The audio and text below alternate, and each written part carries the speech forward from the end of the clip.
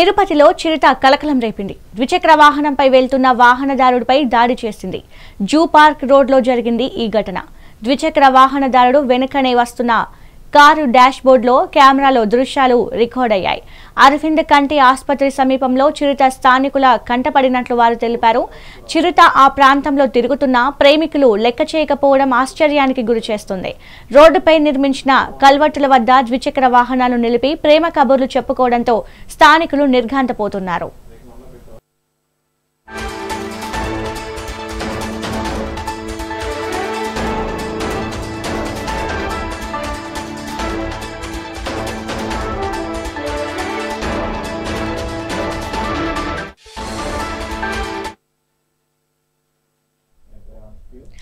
Breaking news చూస్తున్నాం. తిరుపతిలో చిరుత కలకలం రేపింది.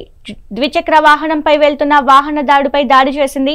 జూ పార్క్ రోడ్లో జరిగింది ఈ ఘటన. ద్విచక్ర వాహనదారుడు వెనుకనే వస్తున్న కార్ డాష్ బోర్డ్ కెమెరాలో దృశ్యాలు రికార్డ్ అయ్యాయి. అరవింద్ కంటి ఆసుపత్రి సమీపంలో చిరుత స్థానికుల కంటపడినట్లు వారు తెలిపారు. చిరుత ఆ ప్రాంతాల్లో తిరుగుతున్న ప్రేమికులు లెక్క చేయకపోవడం ఆశ్చర్యానికి గురిచేస్తుంది. రోడ్డుపై నిర్మించిన కల్వర్టుల వద్ద ద్విచక్ర వాహనాలు నిలిపి ప్రేమ కబుర్లు చెప్పుకోవడంతో స్థానికులు నిర్ఘాంతపోతున్నారు.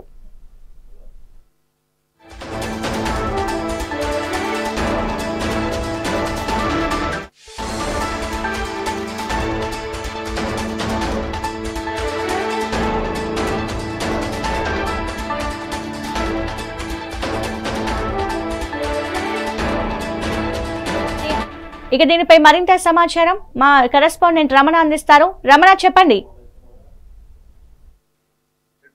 అలిపిరి జూ పార్క్ రోడ్డులో చిరుత సంచారం కలకలం రేపుతుందని నేను చెప్పొచ్చు. అర్ధరాత్రి సమయంలో ఓ 2-వీలర్ ప్రయాణిస్తున్న వ్యక్తిపై దాడికి చిరుత ప్రయత్నించిన ఘటన ఇప్పుడు కలకలం రేపుతుందని నేను చెప్పొచ్చు. ఏదైతే గతంలోనే 10-15 రోజుల ముందే కూడా ఓ చిరుత డివైడర్ పైన సేద తీరుతూ కూడా వీడియోకి ఎక్కిన పరిస్థితి.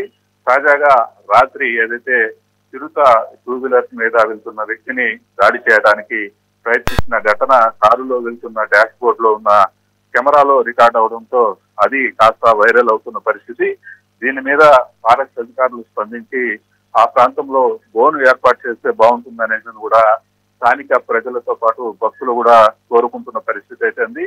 దీనిని ఫారెస్ట్ అధికారులు చాలా సీరియస్ గా తీసుకోవాలనేది కూడా పలువురు స్థానికులు కూడా కోరుకుంటున్న పరిస్థితి అయితే ఉంది. ఎందుకంటే గత కొద్ది కాలంగా కూడా చిరుతలు ఈ ప్రాంతంలో సంచరిస్తూ ఆ ప్రాంతంలో వెళ్తున్న ప్రయాణికులను భయభ్రాంతులకు గురి చేస్తున్న పరిస్థితి నెలకొన్న కారణంగా కూడా చిరుతలను కట్టడి చేయడానికి ఫారెస్ట్ అధికారులు చర్యలు తీసుకోవాలని మాత్రం స్థానికులు కోరుకుంటున్న పరిస్థితి అయితే ఉంది. Right, thank you Ramana.